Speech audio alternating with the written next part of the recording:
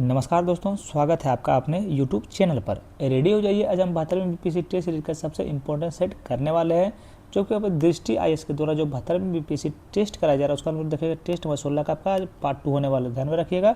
Video को 1.25x पे देखिएगा भैया, थोड़ा सा ज़्यादा बढ़िया रहेगा। वीडियो थोड़ा स्पीड बढ़ा लीजिएगा। चलिए, इधर उधर करने से कोई फायदा नहीं है। चलते हैं प्रश्न नंबर 76 की हो जाए, आपका पार्ट 2 होने वाला है, ध्यान रखिएगा। तो 76 नंबर प्रश्न से आपका स्टार्ट होने वाला है। चलिए, यहाँ से स्टार्ट करने से पहले अगर अभी तक चैनल को आप सब्सक्राइब नहीं किया भैया तो चैनल को सब्सक्राइब कर लीजिए, चैनल के साथ में जुड़ जाइए प्लीज़। चैनल से आपसे रिक्वेस्ट करें कि चैनल को प्लीज़ भैया चैनल को सब्सक्राइब कर लीजिए। 76 नंबर प्रश्न देखिए। शुरू करने से पहले आप एक बार बोलिए भारत माता की जय। भारत माँ का नाम लेके हम लोग वीडियो को स्टार्ट करते हैं। प्रोकैरियोटिक कोशिका के संबंध में निम्नलिखित कथनों पर विचार कीजिए। किसके मतलब प्रोकैरियोटिक कोशिका के संबंध में निम्नलिखित कथनों पर आपको क्या करना है, विचार करना है, बताना कि कौन सा कथन सही है। तो देखिए, एक में आपका है उनके पास एक सुव्यवस्थित केंद्रक है। क्या ये सही है? ध्यान रखिएगा। तो ये बिल्कुल आपका सही नहीं है, बिल्कुल आपका सही नहीं है। देखिए, इसका सही उत्तर आपका क्या जो है, इन कोशिकाओं में एक सुव्यवस्थित नाभिक की कमी होती है, नाभिक की कमी होती है, ध्यान रखिएगा। दो में है माइकोप्लाज्मा को छोड़कर सभी प्रोकैरियोट्स में कोशिका झिल्ली के चारों ओर एक कोशिका भित्ति होती है। चूँकि कथन 2 आपका जो है सो बिल्कुल सही है, कथन 2 आपका बिल्कुल सही है, ध्यान रखिएगा। तो इसीलिए इसका सही उत्तर आपका हो जाएगा, ध्यान में रखिएगा। कौन सा सही है? तो ऑप्शन नंबर सी हो जाएगा, केवल 2 आपका बिल्कुल सही है। चलिए नेक्स्ट क्वेश्चन पे चलते हैं। प्रश्न नंबर 77 के बहुत इजी क्वेश्चन आने वाला भी है, ध्यान रखिएगा थोड़ा सा। ये निम्नलिखित में से कौन सा भाग केवल पशु कोशिका में पाया जाता है? बताइए, कौन सा भाग केवल पशु कोशिका में पाया जाता है? तो आपका सेंट्रोसोम जो है आपका सिर्फ पशु कोशिका में पाया जाता है, ध्यान रखिएगा। देखिए, पशु कोशिका और पादप कोशिकाओं दोनों के लिए समान भाग हैं। कोशिका झिल्ली या प्लाज्मा झिल्ली यह सभी कोशिकाओं में मौजूद होता है और कोशिका के आंतरिक एवं बाहरी वातावरण के बीच एक बाधा के रूप में कार्य करता है, ध्यान रखिएगा। यह कोशिकाओं की चोट से बचाता है और इसका कोशिका के आकार को बनाए रखता है, ध्यान रखिएगा। चलिए नेक्स्ट क्वेश्चन पे चलते हैं, प्रश्न नंबर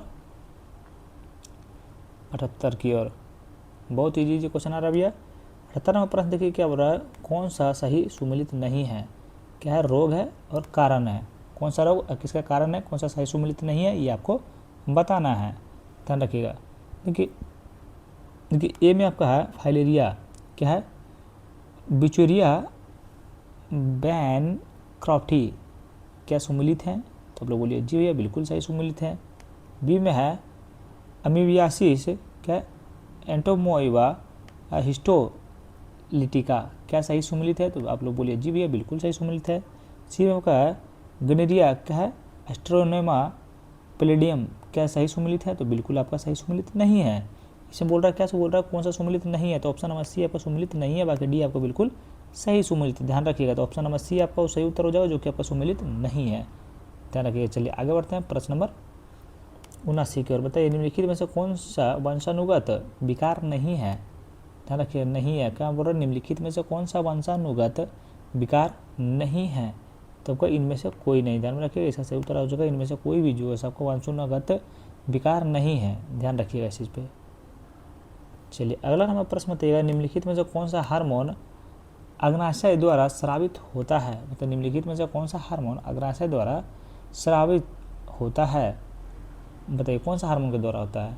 तो आप लोग को पता होगा भी इसका क्वेश्चन आंसर पता है तो आप लोग जल्दी कमेंट कीजिए भैया, इंतजार किसका कर रहे हैं। देखिए, एंडरलाइन का जो है सो आपका अग्नाशय स्राव होता है, ध्यान में रखिए। क्या बोल रहा है? हार्मोन का अग्नाशय द्वारा स्राव होता है तो एंड्रोलाइन का होता है, ध्यान में रखिए। देखिए, इसके बारे में थोड़ा सा हम लोग जानते हैं। देखिए, पेट में स्थित क्या अग्नाशय पेट में स्थित एक अंग है। यह हमारे द्वारा खाए जाने वाले भोजन को शरीर की कोशिकाओं के लिए ईंधन में परिवर्तित करने में एक आवश्यक भूमिका निभाता है, ध्यान रखिएगा। और यह ग्रंथि 2 हार्मोन इंसुलिन और ग्लूकागन और स्रावित करती है, और जो हमारे शरीर में ग्लूकोज का चयापचय में मदद करते हैं। इंसुलिन के क्या हाइपोथायरायडिज्म में डायबिटीज मेलिटस होता है, जिससे ग्लूकोज रुधिर के मात्रा में मौजूद होता है, ध्यान रखिएगा। तो इसीलिए ऑप्शन नंबर सी आपको बिल्कुल सही उत्तर होगा। अरे भैया ऑप्शन नंबर सी सही उत्तर होगा, बताइए। ऑप्शन नंबर सी होगा, ए और बी हो जाएगा। एक सेकंड रुक जाइए। मिस्टेक हो, देखिए इसमें भी ऑप्शन दे दिया, वही मिस्टेक हो, ए बी सी डी यहाँ भी दिया, देखिए यहाँ भी दिया हुआ है। तो ए हो जाएगा इंसुलिन, ये हो जाएगा इंसुलिन और ग्लूकान। ध्यान में रखिएगा। अभी हम देखिए सोल्यूशन बताएं तब हमको समझ में आया, सोल्यूशन देना कितना ज़रूरी है यही समझिए आप। सोल्यूशन हम पढ़ते गए तब हमको समझ में आ रहा है, क्वेश्चन तो गलत हम बोल रहे हैं। निम्नलिखित में से कौन सा एंजाइम वसा को क्या है ग्लिसरॉल में परिवर्तित करता है। तो निम्नलिखित में से कौन सा एंजाइम वसा को ग्लिसरॉल में परिवर्तित करता है। ग्लिसरॉल में आपको परिवर्तित कौन करता है, तो आपका लाइपेज करता है। ध्यान रखिएगा। 82 नंबर प्रश्न, निम्नलिखित में से किसे ग्लूकोसाइटस के रूप में भी जाना जाता है। तो निम्नलिखित में से किसे ग्लूकोसाइटस के रूप में जाना जाता है, तो आपको कौन सा जाना जाता है, तो आपका देखिए श्वेत रुधिर कोशिकाएं जो है आपका ग्लूकोसाइट के रूप में जाना जाता है। ध्यान रखिएगा। चलिए नेक्स्ट क्वेश्चन पे आता है, अस्थि निम्नलिखित में से किस ऊतक का उदाहरण है। तो अस्थि निम्नलिखित में से किस ऊतक का उदाहरण है। तो किस ऊतक का उदाहरण है, तो आपका संयोजी ऊतक का उदाहरण है। ध्यान में रखिएगा। देखिए अस्थि ऊतक का उदाहरण है, क्या संयोजी अस्थि इस ऊतक का उदाहरण है। ध्यान में रखिएगा। चलिए नेक्स्ट क्वेश्चन पे आते हैं, प्रश्न नंबर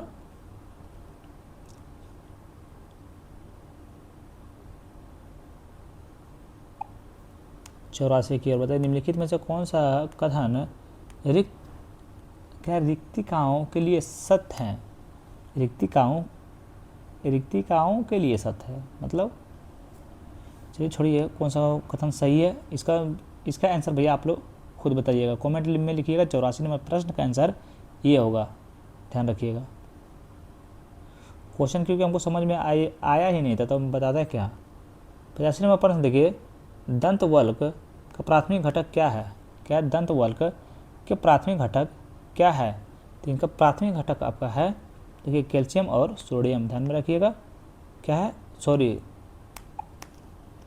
ये पर नहीं होगा, आपका हो जाएगा कौन सा हो जाएगा, देखिए आपका जो कैल्शियम और फास्फोरस हो जाएगा, कैल्शियम और फास्फोरस।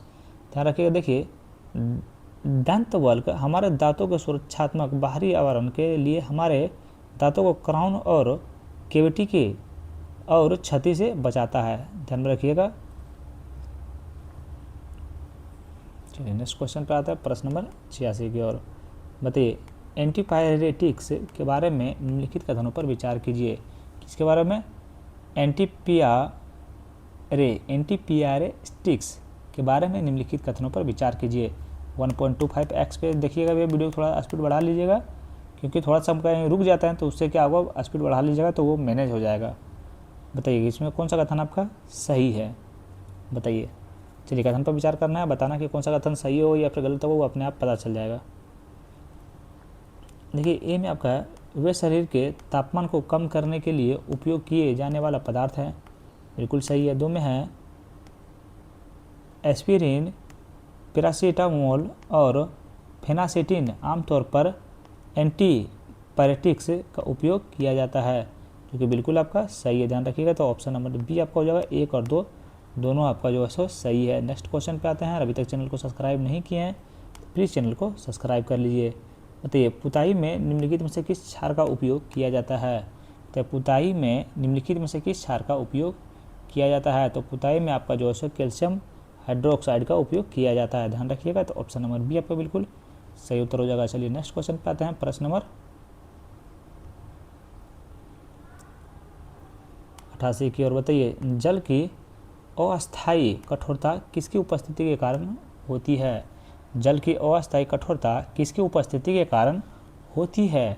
बताइए किसकी उपस्थिति के कारण आपका ये होती है। तो ये आपका कैल्शियम और मैग्नीशियम के घुलनशील बाइकार्बोनेट के कारण ये आपका जो है सो उपस्थित के कारण होती है। क्या बोलो, जल की अस्थायी कठोरता किसकी उपस्थिति के कारण होती है। तो कैल्शियम और मैग्नीशियम घुलनशील बाइकार्बोनेट के उपस्थिति के कारण ये आपका होती है। चलिए नेक्स्ट क्वेश्चन पे आते हैं, प्रश्न नंबर 79 की ओर। तो मृदु पे निम्नलिखित में से कौन सा अम्ल पाया जाता है। तो मृदु पे निम्नलिखित में से कौन सा अम्ल पाया जाता है। तो आपका कार्बनिक एसिड जो है सो आपका पाया जाता है। देखिए अम्ल के पदार्थ हैं जो जल में घुलने पर हाइड्रोजन आयन H+ छोड़ता है। ध्यान में रखिए अम्ल जो था, जिसका सही उत्तर आपका ऑप्शन नंबर डी हो जाएगा। चलिए नेक्स्ट क्वेश्चन पर चलते हैं, प्रश्न नंबर 90 की ओर। बताइए नाइक्रोम के निम्नलिखित में से कौन से गुण से विद्युत ताप तत्वों और इग्निशन सिस्टम में उपयोग के लिए उपयुक्त बनाते हैं। बताइए तो इसका सही उत्तर क्या होगा? तो इसका सही उत्तर आपका हो जाएगा उच्च ऊष्मा प्रतिरोध, संरक्षण प्रतिरोध और ऊंचे तापमान पर स्थित। ध्यान में रखिए 90 का आपका सही उत्तर ऑप्शन नंबर ए आपका राइट आंसर हो जाएगा। नेक्स्ट क्वेश्चन पे चलते हैं, प्रश्न नंबर 91 की ओर। बताइए टेल्क को किस प्रकार के खनिज के रूप में वर्गीकृत किया गया है?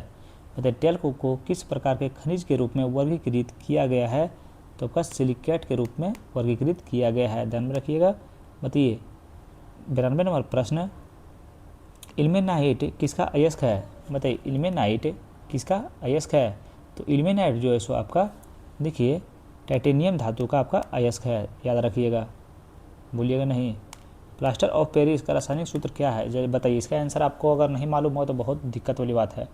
प्लास्टर ऑफ पेरिस का रासायनिक सूत्र क्या है? तो प्लास्टर ऑफ पेरिस का सूत्र आपका ऑप्शन नंबर बी हो जाएगा। ध्यान रखिएगा। चलिए इसका आंसर तो बताने का मन भी नहीं कर रहा था भैया, लेकिन बता दिए हैं। चलिए 94 प्रश्न, बॉक्साइट निम्नलिखित में से किस धातु का अयस्क है?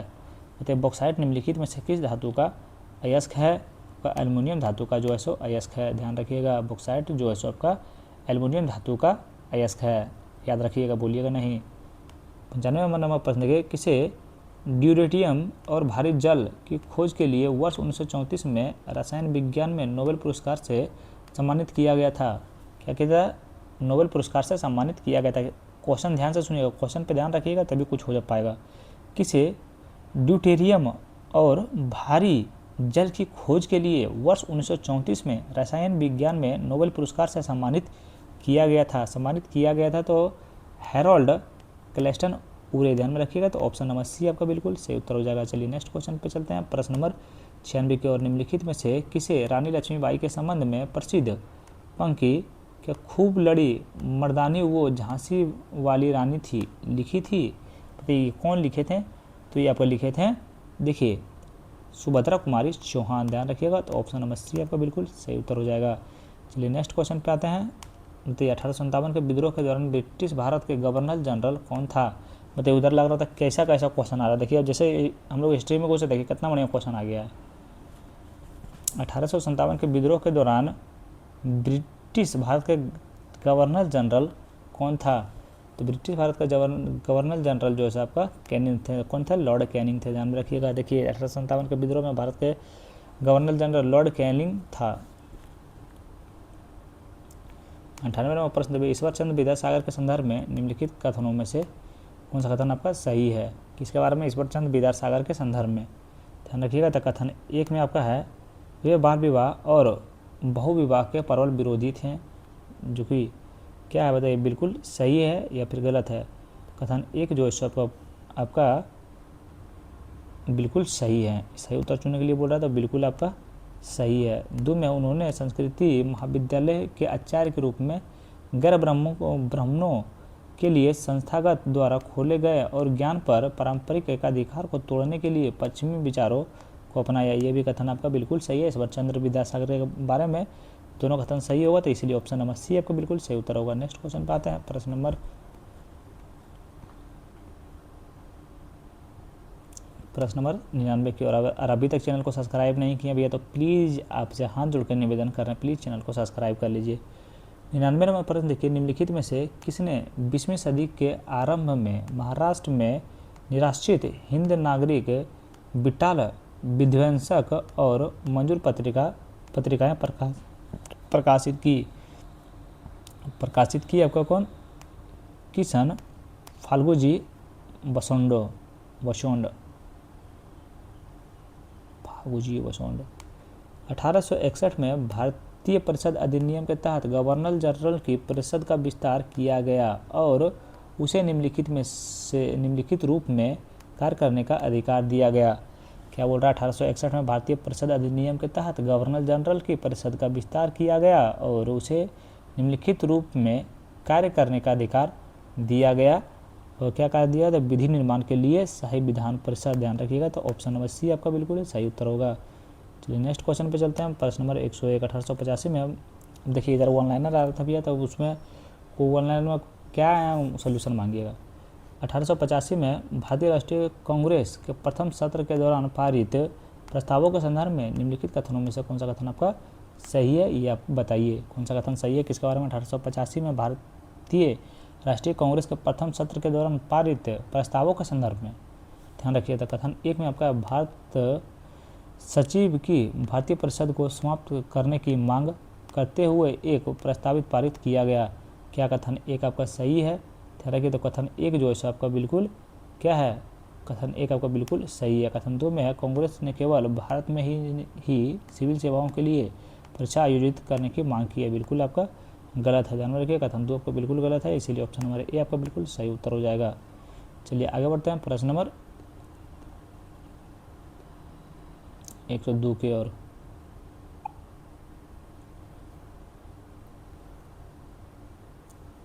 बताइएगा, राष्ट्रवाद और राजनीतिक शिक्षा को बढ़ावा देने के उद्देश्य से इंडियन लीग की स्थापना किसके द्वारा की गई थी? बताइए, इंडियन लीग की स्थापना किसके द्वारा की गई थी? तो इंडियन लीग की स्थापना जो है सो आपका शशिर कुमार घोष के द्वारा आपका किया गया था। ध्यान रखिएगा। प्रसिद्ध बर्ड्यूस डिस्पैच, जिसे प्रायः भारत में अंग्रेजी शिक्षा का मैग्ना कार्टा कहा जाता है, किस गवर्नर जनरल के कार्यकाल के दौरान जारी किया गया था? बताइए, किस गवर्नर जनरल के कार्यकाल के दौरान जारी किया गया था? तो लॉर्ड डलहौजी के शासनकाल के द्वारा आपका दौरान जारी किया गया था। बताइए, निम्नलिखित में से किस गवर्नर ने ब्रिटिश भारत में जिला स्तर पर कार्यकारी और न्यायिक कार्यों को अलग किया? निम्नलिखित में से किस गवर्नर ने ब्रिटिश भारत में जिला स्तर पर कार्यकारी और न्यायिक कार्यों को अलग किया? न्यायिक कार्यों को अलग किया आपका लॉर्ड कॉर्नवालिस किए थे। ध्यान रखिएगा, तो ऑप्शन नंबर बी आपका बिल्कुल सही उत्तर हो जाएगा। नेक्स्ट क्वेश्चन पर चलते हैं। 105 नंबर प्रश्न, हुगली के युद्ध में निम्नलिखित में से कौन सी दो यूरोपीय शक्तियाँ शामिल थी? तो हुगली के युद्ध में निम्नलिखित में से कौन सी दो यूरोपीय शक्तियाँ शामिल थी? कौन सी दो यूरोपीय शक्तियाँ शामिल थी? तो आपका अंग्रेज और डच जो है आपका हुगली के युद्ध में शामिल थे। ध्यान में रखिएगा। चलिए 106 नंबर प्रश्न देखिए, भारतीय राष्ट्रीय कांग्रेस के बनारस अधिवेशन 1905 के संबंध में निम्नलिखित में से कौन सा कथन आपका सही है? तो भारतीय राष्ट्रीय कांग्रेस के बनारस अधिवेशन 1905 के संबंध में निम्नलिखित में से कौन सा कथन आपका सही है? बहुत बढ़िया क्वेश्चन है। ये बोल रहा है कौन सा कथन सही है, तो कथन एक में इसकी अध्यक्षता गोपाल कृष्ण गोखले ने की थी और इसे स्वदेशी प्रस्ताव को अपनाने के लिए विशेष रूप से जाना जाता है, जो कि कथन एक आपका जो है बिल्कुल सही है। कथन दो में आपका है नरमपंथी और बहिष्कार, नरमपंथियों ने बहिष्कार कार्यक्रम को बंगाल से आगे बढ़ने का समर्थन किया और इसे पक्ष में एक सशक्त प्रस्ताव पारित किया, जो कि बिल्कुल आपका गलत है। ध्यान में रखिए, तो क्या भारतीय राष्ट्रीय कांग्रेस के बनारस अधिवेशन 1905 के संबंध में कथन एक आपका जो है सो बिल्कुल सही है। कथन एक आपका सही, तो कौन सा आंसर हो जाएगा? तो ऑप्शन ए आपको बिल्कुल सही उत्तर हो जाएगा, याद रखिएगा। चलिए अगला नंबर प्रश्न आने से पहले आप लोग चैनल को जल्दी से जल्दी जरूर सब्सक्राइब करके रखिएगा, ताकि अगला वीडियो हम पोस्ट करें तो आपके पास सबसे पहले आ सके। बताइए, गणमक की संधि 1879 के संदर्भ में निम्नलिखित में से कौन सा कथन आपका सही है? किसके बारे में? गणमक की संधि 1879 के संदर्भ में निम्नलिखित में से कौन सा कथन आपका सही है? कौन सा कथन आपका सही है? यहाँ देखिए, सही उत्तर चुनने के लिए बोल रहा है। ठीक है, तो एक में है आपका है अफगानिस्तान के अमीर को अपनी विदेश नीति भारत सरकार के परामर्श से संचालित करनी थी, जो कि कथन एक आपका बिल्कुल सही है। कथन दो में आपका है ब्रिटिशों को काबुल में एक अस्थायी रेजिडेंट नियुक्त करने की अनुमति दी गई थी, जो कि बिल्कुल आपका सही है। ध्यान रखिए, तो ऑप्शन नंबर सी आपका बिल्कुल सही उत्तर हो जाएगा। एक और दो दोनों आपका सही है। किसके बारे में क्वेश्चन क्या था? क्वेश्चन गणमक की संधि 1879 के संबंध में, दोनों कथन सही था। चलिए अगला नंबर प्रश्न पे आता है 108 नंबर प्रश्न देखिए, निम्नलिखित में से किसने ब्लू वाटर पॉलिसी प्रस्तावित की थी? निम्नलिखित में से किसने ब्लू वाटर पॉलिसी प्रस्तावित की थी? ब्लू वाटर पॉलिसी की आपका फ्रांसिसो डी अल्मीडा जो है आपका प्रस्तावित किए थे। ध्यान में रखिएगा। अगला नंबर प्रश्न बताइए, जब कैप्टन विलियम्स हॉकिंस जहांगीर के मुगल दरबार में पहुंचे तो इंग्लैंड का शासक निम्नलिखित में से कौन था? तो जब कैप्टन विलियम्स हॉकिंस जहांगीर के मुगल दरबार में पहुंचे तो इंग्लैंड के शासक निम्नलिखित में से कौन थे? तो इंग्लैंड के शासक जो थे आपका किंग्स जेम्स प्रथम थे। ध्यान में रखिएगा। तभी यार माफ़ कीजिएगा, इसका सोल्यूशन हमको देखिए नहीं मिला है। कुछ प्रश्न का सलूशन मिला था तो बताए थे, लेकिन इसका सलूशन मेरे पास नहीं आया। अस्थायी बंदोबस्त व्यवस्था के अंतर्गत जमींदारों की मुख्य भूमिका क्या थी?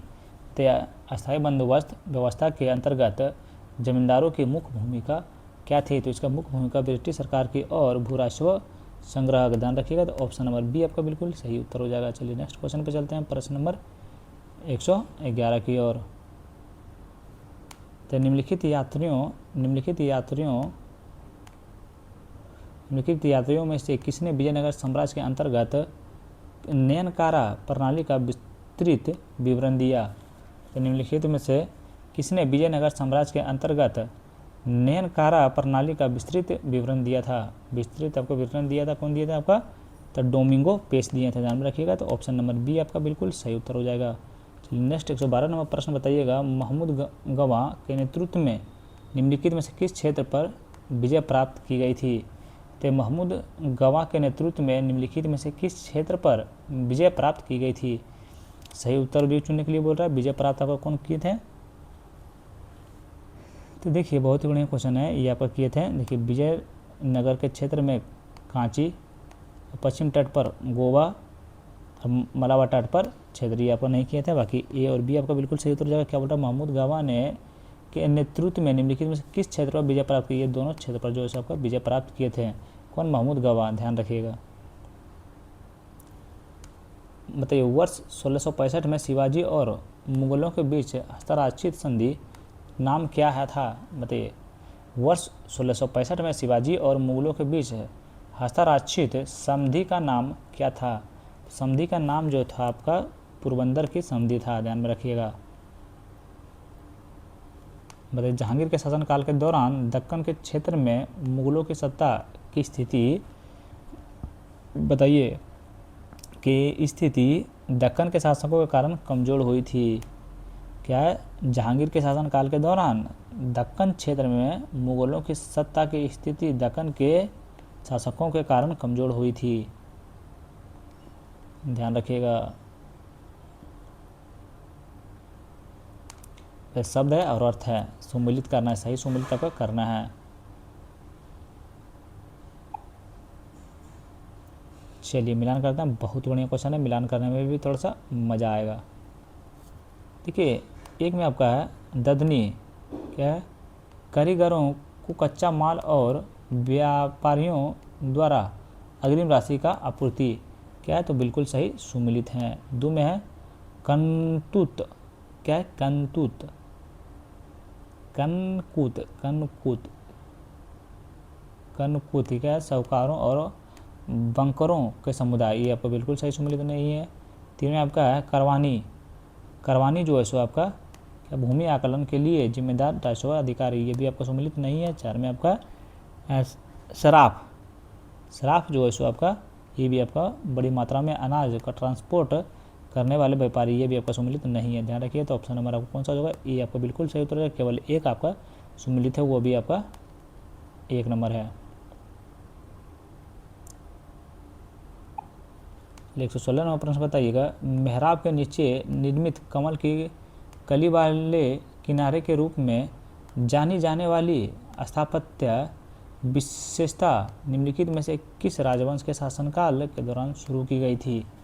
बताइए मेहराबों के नीचे निर्मित कमल की कली वाले किनारे के रूप में जानी जाने वाली स्थापत्य विशेषता निम्नलिखित में से किस राजवंश के शासनकाल के दौरान शुरू की गई थी? तो ये आपका जो है सो खिजली वंश जो है सो आपका बिल्कुल ये अब किसके शासनकाल में दौरान शुरू किया गया था, ध्यान में रखिएगा। बताइएगा कौन सा सही सम्मिलित है? अधिकारी है और भूमिका विशेषता है। देखिए एक में आपका समाहर्ता, समाहर्ता क्या आपका एक आपका सही सम्मिलित। समाहर्ता में क्या बोला? करों के आकलन का सर्वोच्च प्रभारी अधिकारी और संग्रहकर्ता, क्या एक आपका सही सम्मिलित है? ध्यान रखिए। तो एक जो है आपका बिल्कुल सही सम्मिलित हैं, बिल्कुल सही सम्मिलित हैं। दो में आपका है सन्निधाता, राजकोष और भंडारगिरी का मुख्य संरक्षक, बिल्कुल सही सम्मिलित है। सी में आपका महामात्रा, मौर्य प्रशासन में मंत्री, सेनापति या मुख्य लेखाकार जैसे कार्य करने वाला उच्च अधिकारी, बिल्कुल आपका सही सुमिलित है, ध्यान रखिएगा। तो ऑप्शन नंबर डी आपका बिल्कुल सही उत्तर हो जाएगा। नेक्स्ट क्वेश्चन पे चलते हैं। प्रश्न नंबर 18 की ओर। बताइए निम्नलिखित में से कौन से साहित्यिक ग्रंथ जैन परंपरा से संबंधित हैं? बताइए जैन परंपरा से आपका संबंधित हैं। सही उत्तर को भी आपको चुनने के लिए बोल रहा है। बताइए जैन परंपरा से कौन आपका, तो ये देखिए आपका है निम्नलिखित में से कौन साहित्यिक ग्रंथ जैन परंपरा से संबंधित हैं? तो आपको देखिए क्या आचारांग सूत्र, ये तो आपको बिल्कुल सही संबंधित है, जैन परंपरा से संबंधित है। आपका सूत्र कृतांक, ये आपका जैन परंपरा से संबंधित है। कल्पसूत्र, ये आपका जैन परंपरा से संबंधित हैं। आपका भगवती सूत्र, ये भी आपका जैन परंपरा से संबंधित हैं।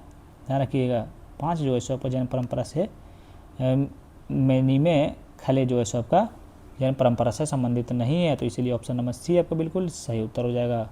ध्यान रखिएगा। 19वां प्रश्न देखिए, गांधार कला शैली के संदर्भ में निम्नलिखित कथनों पर विचार कीजिए और सही कौन सा कथन आपका है ये बताइए आप। गांधार कला शैली के संदर्भ में कौन सा सही है अब बताइए। एक में आपका गांधार मूर्तिकला परंपरा बैक्टीरियन, पार्थियन और स्थानीय कलात्मक प्रभावों से विकसित हुई। क्या कथन है? एक आपका सही है, तो कथन एक आप बोलिएगा जो जी भैया बिल्कुल सही है। 2 में गांधार में बुद्ध की मूर्तियाँ वस्त्र में शारीरिक संरचना के दृष्टिकोण से परिकृत विवरण प्रदर्शित करती है, जो क्या प्रतीकात्मक अमूर्तता के स्थान पर शास्त्रीय यथार्थवाद को दर्शाती है। क्या कथन 3 आपका 2 सही है, तो कथन 2 भी आपका जो है सो बिल्कुल सही है। ध्यान रखिएगा गांधार कला शैली के संदर्भ में दोनों कथन आपका सही है। आप वीडियो थोड़ा सा यहाँ रुकिए, ये थोड़ा सा आप पढ़िए, ध्यान रखिएगा, क्योंकि अब ये सब इतना लॉन्ग आएगा और आप नहीं याद कीजिएगा तो फिर अच्छा नहीं लगेगा। हिंदुस्तानी शास्त्रीय संगीत के रूप में रुद्र, क्या हिंदुस्तानी शास्त्रीय संगीत के रूप ध्रुपद के बारे में निम्नलिखित में से कौन सा कथन आपका सही है? किसके बारे में? ध्रुपद के बारे में कौन सा कथन आपका सही है? तो कथन 1 में आपका है ध्रुपद रचनाएं बिना किसी गिरात्मक घटक के शुद्ध वाद्य संगीत का उपयोग पर आधारित होती है, जो कि कथन 1 आपका क्या है? बिल्कुल आपका सही है या फिर गलत है बताइए। तो इसका सही है या फिर गलत है जल्दी बताइए, जल्दी बताइए, कमेंट कीजिए। तो ये बिल्कुल आपका सही नहीं है। 2 में बाबा गोपाल दास और स्वामी हरिदास मुगल काल के दौरान ध्रुपद परंपरा के प्रमुख प्रवर्तक में से एक थे, ये आपका बिल्कुल सही है। ध्यान रखिएगा। तो ऑप्शन नंबर बी आपका बिल्कुल सही उत्तर हो जाएगा। सही उत्तर आपका ऑप्शन नंबर बी हो जाएगा। चलिए नेक्स्ट क्वेश्चन पे आते हैं, प्रश्न नंबर 131 की ओर। बताइए भारत के अक्षांशीय विस्तार के संदर्भ में निम्नलिखित कथनों पर में से कौन सा कथन आपका सही है? इसके भारत के अक्षांशीय विस्तार के संदर्भ में सही कथन को आपको बताना है। सही कथन को आपको बताना है कि 1 में भारत का पश्चिमतम बिंदु गुहार मोती जो राजस्थान में स्थित है, बिल्कुल गलत है। इंदिरा पॉइंट भारत के मुख्य भूमि का दक्षिणतम बिंदु है, जो कि गलत है। तो ऑप्शन नंबर डी हो जाएगा, कोई भी आपका सही नहीं है। ध्यान रखिएगा। 22वां प्रश्न बताइए, म्यांमार के साथ अंतर्राष्ट्रीय सीमा साझा करने वाले निम्नलिखित भारतीय राज्यों को उत्तर से दक्षिण की ओर व्यवस्थित कीजिए। उत्तर से दक्षिण की ओर व्यवस्थित करना है, उत्तर से दक्षिण की ओर। ध्यान रखिएगा। देखिए पहला तो आपका हो जाएगा, देखिए पहला जगह पर अरुणाचल प्रदेश सबसे उत्तर में है, ध्यान रखिए। तो ये आपका पहला हो जाएगा। उसके बाद आपका हो जाएगा नागालैंड, उसके बाद होगा नागालैंड 2 नंबर, उसके बाद आपका होगा मणिपुर, ये 3 नंबर होगा, फिर होगा मिजोरम 4 नंबर, यानी ऑप्शन नंबर ए आपका बिल्कुल सही उत्तर हो जाएगा। चलिए नेक्स्ट क्वेश्चन पे 123वां प्रश्न बताइएगा, जनगणना 2011 के अनुसार भारत में जनसंख्या घनत्व के संदर्भ में निम्नलिखित कथनों में से कौन सा कथन आपका सही है? तो जनगणना 2011 के अनुसार जनसंख्या घनत्व के संदर्भ में निम्नलिखित में से कौन सा कथन आपका सही है?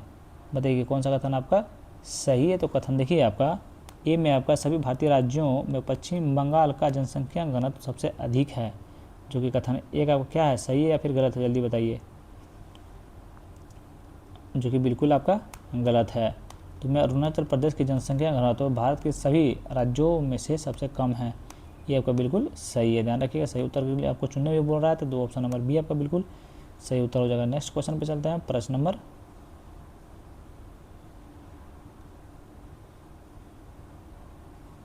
बताइएगा निम्नलिखित में से कौन सा पश्चिम हिमालय दर्रा तथा उनसे संबंधित राज्यों के युग में सही सुमेलित नहीं है, कौन सा सही सुमेलित नहीं है। एक में है सिपकिला दर्रा, क्या बोल रहा है, पश्चिमी हिमालय दर्रे तथा उनसे संबंधित राज्यों, सिपकिला दर्रा कौन सा राज्य में है, आपको बताइए क्या सही सुमेलित है, उत्तराखंड या तिब्बत की सीमा पर स्थित है, क्या है या फिर नहीं है, बताइए है या फिर नहीं है। तो ये बिल्कुल आपका सुमेलित नहीं है। देखिए सिपकिला दर्रा जो है हिमाचल प्रदेश में कन्नौज जिले में भारत चीन की सीमा पर स्थित है, ध्यान रखिएगा। सबके सोल्यूशन भी बता जा रहा है।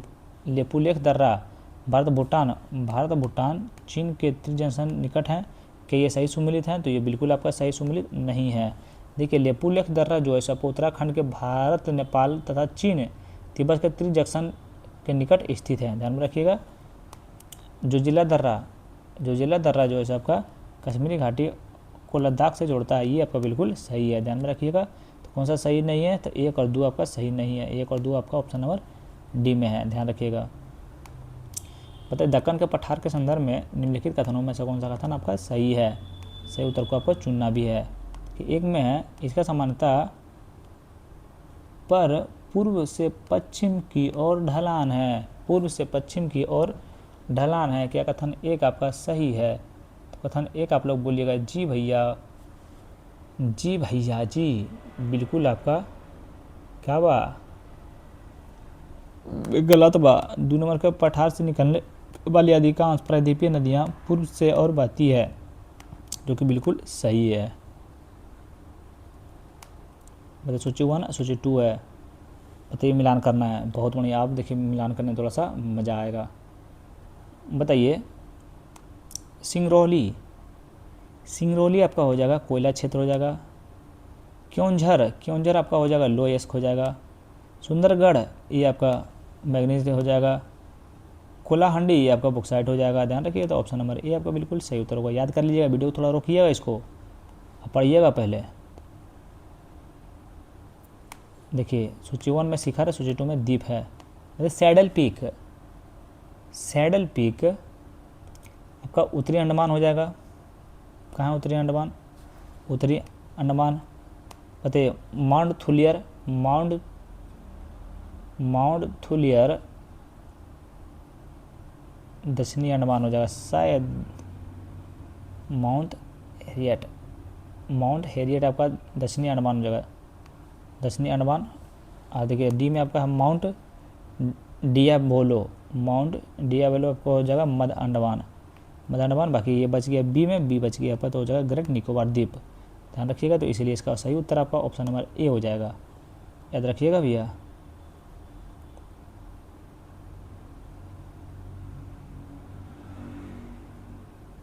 सूची 1 में नदी है, सूची 2 में आपका हिमनद स्रोत हैं। चलिए मिलान करते देखिए। एक में आपका सिंधु, क्या है सिंधु नदी जो है सो आपका हो जाएगा मानसरोवर झील के समीप अवस्थित क्या बोखरचू ये आपका हो जाएगा 2 में। बताइए अलकनंदा जो आपका हो जाएगा, तो हो जाएगा संतोपंथ या अलकनंदा, देखिए यहाँ पे हो जाएगा। आप बताइए गोरी गंगा थोड़ा सा याद करने दीजिए। गोरी गंगा कहाँ है, अच्छा एक सेकंड। गोरी गंगा मंदाकिनी को देखते हैं हम। मंदाकिनी आपका जगह चोराबाड़ी हिमनद यहाँ हो जाएगा। तब गोरी गंगा हो जाएगा मिलान हिमनद, ध्यान रखिएगा। तो इसीलिए इसका सही उत्तर आपका ऑप्शन नंबर ये हो जाएगा। चलिए 29 नंबर प्रश्न बताइएगा। अल नीनो और ला नीना भारतीय मानसून के संदर्भ में निम्नलिखित कथनों में से कौन सा कथन आपका सही है। बताइए निम्नलिखित कथनों में किसके बारे में, अल नीनो और ला नीना तथा भारत मानसून के संदर्भ में निम्नलिखित में से कौन सा कथन आपका सही है। कौन सा कथन सही है, तो कथन 1 में देखिए आप लोग। देखिए अल नीनो घटना का कारण मध्य एवं पूर्वी प्रशांत महासागर से जल के तापमान में वृद्धि होती है, जिससे प्रायः भारत में दक्षिण पश्चिम मानसून कमज़ोर पड़ता है तथा सूखे की स्थिति उत्पन्न होती है, जो कि बिल्कुल आपका सही है, देखिए कथन 2 भी होगा आपका। कथन 2 में आपका है ला नीना घटना की विशेषता उष्णकटिबंधीय पूर्वी प्रशांत महासागर के जल का असामान्य रूप से ठंडा होना है, जिसके परिणाम स्वरूप सामान्यतः भारत में बेहतर एवं अधिक प्रचुर मानसूनी वर्षा होती है। क्या कथन दो आपका सही है? तो कथन दो भी जो है सबका जो सब बिल्कुल सही है, ध्यान रखिए। तो कथन एक और दो आपका सही है, तो ऑप्शन नंबर सी आपका बिल्कुल सही उत्तर हो जाएगा। चलिए नेक्स्ट क्वेश्चन देखते हैं, प्रश्न नंबर 30 की ओर। बताइए, भारत के उष्णकटिबंधीय पर्णपाती वनों के संदर्भ में निम्नलिखित में से कौन सा कथन आपका सही है? किसके बारे में? भारत के उष्णकटिबंधीय पर्णपाती वनों के संदर्भ में निम्नलिखित में से कौन सा कथन आपका सही है? तो कथन एक में है, ये भारत के सर्वाधिक विस्तृत वन है जो किसी भी अन्य वन श्रेणी की तुलना में अधिक भौगोलिक क्षेत्र को आच्छादित करते हैं। तो कि कथन एक आपका जो है सो बिल्कुल क्या है? तो सही है। कथन दो में है सागौन, साल, शीशम तथा महुआ आदर्श पर्णपाती वनों तो उदाहरण है, जबकि तेंदु, अमलतास, बेल तथा खैर शुल्क पर्णपाती वनों से संबंधित है। क्या कथन दो आपका सही है? कथन दो भी आपको बिल्कुल सही है, ध्यान रखिएगा। तो इसका भारत के उष्णकटिबंधीय पर्णपाती वनों के संदर्भ में दोनों कथन आपका सही है, तो ऑप्शन नंबर सी आपका बिल्कुल सही उत्तर हो जाएगा। नेक्स्ट क्वेश्चन चलते हैं 131 नंबर प्रश्न। बताइए, भारत में गन्ने की कृषि के संदर्भ में निम्नलिखित में से कौन सा कथन आपका सही है? भारत में गन्ने की कृषि के संदर्भ में निम्नलिखित में से कौन सा कथन आपका सही है? बताइए कौन सा कथन आपका सही है। तो एक में आपका गन्ना एक उष्णकटिबंधीय और उपोष्णकटिबंधीय फसल हैं जो उष्ण एवं आर्द्र जलवायु में सर्वाधिक अच्छी तरह से विकसित होती है, जो कि कथन एक आपका बिल्कुल सही है भैया। कथन दो में आपका है, इसे 75 से 100 सेंटीमीटर वार्षिक वर्षा की आवश्यकता होती है तथा कम आर्द्रता वाले क्षेत्रों में यह सिंचाई पर निर्भर रहती है, जो कि कथन दो भी आपका बिल्कुल सही है। कथन तीन में आपका है, उत्तर भारत में उगाए गए गन्ने में सुक्रोज की मात्रा दक्षिणी पर्वतीय भारत की तुलना में अधिक होती है, क्योंकि वहाँ वाला पढ़ने की अवधि अधिक लंबी होती है। ये कथन आपका सही नहीं है, ध्यान रखिएगा। किसके बारे में? भारत में गन्ने की कृषि के संदर्भ में कथन एक और दो आपका सही है। एक और दो आपका सही है, तो एक और दो आपका कौन सा हो जाएगा? तो ऑप्शन नंबर ए में हो जाएगा। चलिए देखिए, सूची वन सूची टू से मिलाएंगे। सूची वन में क्या है? स्थानांतरित कृषि का स्थानीय नाम है और राज्य और क्षेत्र है। बताइए, झूम कृषि का राज्य कौन सा हो जाएगा, क्षेत्र कौन सा हो जाएगा? झूम कृषि का क्षेत्र आपका जो है सो झूम कृषि का क्षेत्र, झूम कृषि का क्षेत्र, झूम कृषि का क्षेत्र आपका झूम कृषि का क्षेत्र क्षेत्र क्षेत्र क्षेत्र आपका पूर्वी राज्य, उत्तरी पूर्वी राज्य हो जाएगा। उत्तरी पूर्वी राज्य हो जाएगा। में कुमारी आपका जो है सो पश्चिमी घाट हो जाएगा। पश्चिमी घाट कुमारी आपका पश्चिमी घाट हो जाएगा। देखिए, दहिया या बेवर आपका हो जाएगा मध्य प्रदेश। बाकी बेल्ट्रो हो जाएगा आपका दक्षिण पूर्वी राजस्थान, ध्यान रखिएगा। तो इसका सही उत्तर आपका ऑप्शन नंबर सी हो जाएगा। ध्यान रखिएगा, सब याद नहीं कीजिएगा भैया तो फंस जाइएगा बीच में जाके। बताइएगा, निम्नलिखित में से कौन सा युग्म सही सुमिलित नहीं है? कौन सा युग्म आपका सही सुमिलित नहीं है? एक में आएगा किमरले आपका हीरे की खदानें, क्या आपका सही सुमिलित हैं? क्या आपका सही सुमिलित हैं? तो बिल्कुल कौन सा सही सुमिलित? बिल्कुल सही सुमिलित है। दो में है रूड़ में कोयला क्षेत्र, बिल्कुल सही सुमिलित है। सी में है मौसाम्बी रेंज पेट्रोलियम क्षेत्र, ये बिल्कुल आपका सुमिलित नहीं है। देखिए, चिकुआ कामाटा या तांबा उत्पादन, ये आपका बिल्कुल सही सुमिलित है। इसमें पूरा कौन सा सही सुमिलित नहीं है? तो तीन जो है सबका सुमिलित नहीं है, तो इसीलिए ऑप्शन नंबर सी आपका बिल्कुल सही उत्तर हो जाएगा। चलिए नेक्स्ट क्वेश्चन पे आते हैं, प्रश्न नंबर 134 की ओर। देखिए, सूची वन में क्या है? वैश्विक बंदरगाह है। सूची टू में क्या है? अवस्थिति और स्थान है। चलिए मिलान करने वाला। देखिए, ए में आपका है रेडर डैम बंदरगाह, संघाई बंदरगाह सही उत्तर पर। माफ़ कीजिएगा, थोड़ा सा इसका हमको देखिए देखना पड़ जाएगा ये वाला।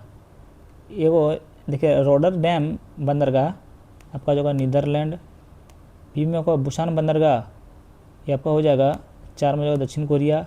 सी में आपका जेबल अली बंदरगाह, ये आपका 3 में संयुक्त अरब अमीरात, डी में अस्दोद बंदरगाह, ये आपका हो जाएगा इजराइल। ध्यान रखिएगा, तो ऑप्शन नंबर सी आपका बिल्कुल सही उत्तर हो जाएगा। चलिए नेक्स्ट क्वेश्चन पे चलते हैं। प्रश्न नंबर, वीडियो थोड़ा सा रोकिएगा भैया और याद करते जाइएगा, चैनल को सब्सक्राइब भी कर लीजिएगा।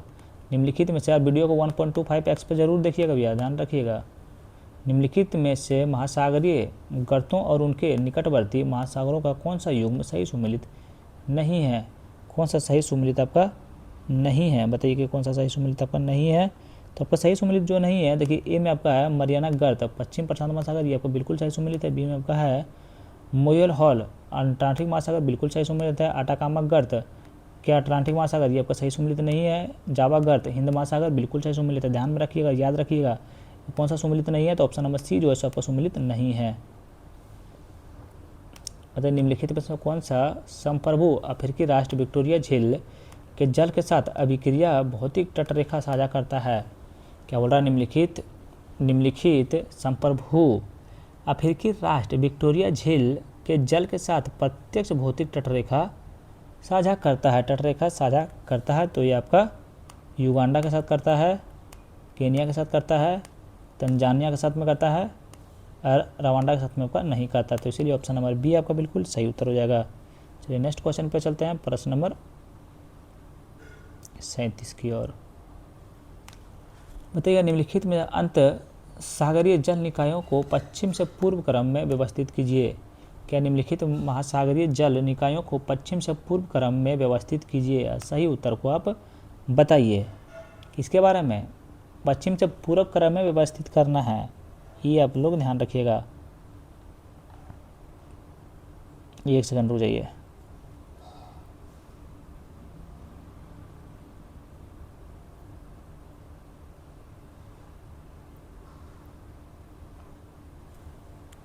देखिए, पहला तो जाएगा काला सागर, उसके बाद हो जाएगा कैस्पियन सागर, उसके बाद हो जाएगा अरल सागर। ऑप्शन नंबर ये जो तीनों देखिए क्या है, अंत सागरीय जल निकायों के पश्चिम से पूर्व की ओर व्यवस्थित है। पहले काला सागर हो, फिर कैस्पियन सागर, फिर अरब सागर, जैसे वैसे ही हो जाएगा सेम टू सेम। 138वां प्रश्न, निम्नलिखित में से कौन सा प्रमुख नदियाँ सीधे काला सागर में मिलती है? तो निम्नलिखित में से कौन सी प्रमुख नदियाँ सीधे काला सागर में मिलती है?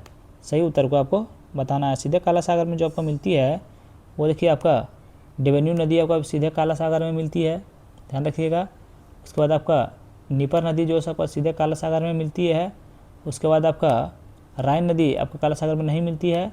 डी में आपका निस्टर नदी जो आपको काला सागर में मिलती है, ध्यान रखिएगा। तो ऑप्शन नंबर बी आपका बिल्कुल सही उत्तर हो जाएगा। नेक्स्ट क्वेश्चन पे आते हैं। वेलगा नदी निम्नलिखित में से किस जल निकाय में गिरती है? वेलगा नदी निम्नलिखित में से किस जल निकाय में गिरती है? वोल्गा नदी वोल्गा नदी निम्नलिखित में से किस जल निकाय में गिरती है? तो ये आपका कैस्पियन सागर में गिरती है, ध्यान रखिएगा, कैस्पियन सागर में गिरती है। निम्नलिखित में से कौन सा मरुस्थल उत्तरी अमेरिका में स्थित है? निम्नलिखित में से कौन से मरुस्थल उत्तरी अमेरिका में स्थित है? तो उत्तरी अमेरिका में जो है सबका, अरे यार क्या बोल रहा, कौन से मरुस्थल उत्तरी अमेरिका में स्थित है? देखिए, मोजावे मरुस्थल आपका उत्तरी अमेरिका में स्थित है। सोनोहरान मरुस्थल ये आपका उत्तरी अमेरिका में स्थित है। हाउआ मरुस्थल आपका उत्तरी अमेरिका में स्थित है। ग्रेट बेसिन मरुस्थल ये भी आपका सही सुमेलित है। तीनों जो है सो आपका, चारों आपका जो है सो उत्तरी मरुस्थल अमेरिका में स्थित हैं, ध्यान रखिएगा। ऑप्शन नंबर डी उपयुक्त सही हो जाएगा। चलिए नेक्स्ट क्वेश्चन देखिए, यहाँ से आपको मैथ है भी है, यहाँ से आप लोग को खुद सॉल्व करना पड़ेगा, लेकिन हम आंसर इतना करेंगे कि आंसर हम बता लिया करेंगे, ध्यान रखिएगा। 141 नंबर का सही उत्तर आपका ऑप्शन नंबर सी हो जाएगा। 142 का सही उत्तर आपका ऑप्शन नंबर ए हो जाएगा। 143 का आंसर ऑप्शन नंबर आपका डी हो जाएगा। 144 का आंसर आपका ऑप्शन नंबर 144 का आंसर ऑप्शन नंबर सी हो जाएगा। 145 का सही उत्तर आपका ऑप्शन नंबर बी हो जाएगा। अब बना लीजिएगा भैया, बताइएगा कि आपका कितना नंबर आ रहा है मैथ में। मतलब 146 का सही उत्तर आपका ऑप्शन नंबर 46 का आपका ऑप्शन नंबर डी हो जाएगा। चलिए 147 नंबर प्रश्न का आंसर बताइएगा। 147 का सही उत्तर आपका 147 का सही उत्तर आपका ऑप्शन नंबर सी हो जाएगा। 148 का सही उत्तर आपका ऑप्शन नंबर ए हो जाएगा। 149 नंबर प्रश्न का सही उत्तर आपका ऑप्शन नंबर बी हो जाएगा। 150 नंबर प्रश्न और आज का ये आखिरी प्रश्न होने वाला है, तो इसका सही उत्तर आपका ऑप्शन नंबर क्या हुआ, तो सी हो जाएगा। अगर वीडियो आप लोग को अच्छा लगा हुआ है तो like, comment, share and subscribe जरूर करें। अगर हमसे कहीं भी मिस्टेक हुआ होगा तो आपसे हाथ जोड़ के हम माफ़ी मांगते हैं। Thank you so much.